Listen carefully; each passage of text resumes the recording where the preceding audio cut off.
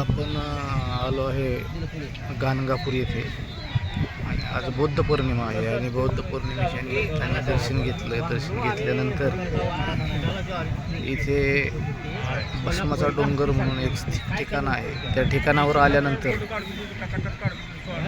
आम्हाला असं निदर्शनास आलं की भाविकांची प्रचंड गर्दी आहे आणि तिथं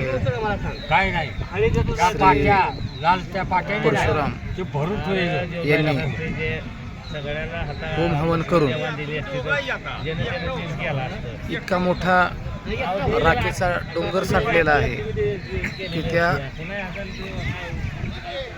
डोंगरावरील भस्म येण्यासाठी या भाविकांची गर्दी आहे.